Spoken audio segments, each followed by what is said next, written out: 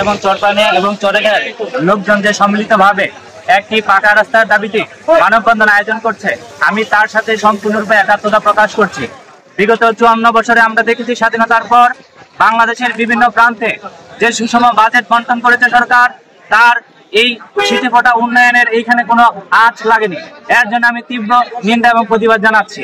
কেননা বিগত 54 বছরে যারাই শাসকে এসেছে তারাই টিসুনাই জনগণকে ভোট নেওয়ার পরে তারা ছুঁড়ে ফেলে দিয়েছে।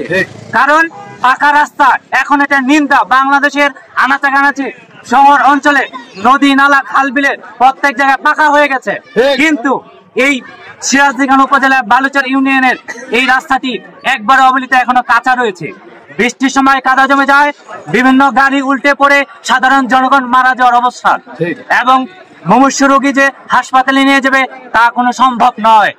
স্কুল কলেজ এবং ইউনিভার্সিটি শিক্ষার্থীরা তারা বিভিন্ন সময় স্কুল প্রতিষ্ঠানে যেতে পারে না এবং সাধারণ জনগণ হাট বাজারে যেতে পারে না।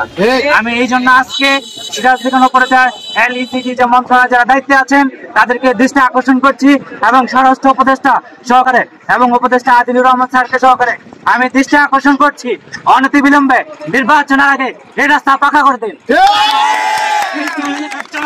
সিরাজদিখানের মানববন্ধন করতে বাধ্য হবে। LECT যে মন্ত্রণালয় আছে তার সামনে মানববন্ধন করতে বাধ্য হবে। রাস্তা পাকা চাই। আমি এর জন্য যে শান্তিপূর্ণ আজকে মানববন্ধন হলো তার সামনে আমি একাত্মতা প্রকাশ করে আজকে আমি সমর্থন জানিয়ে গেলাম। আসসালামু আলাইকুম।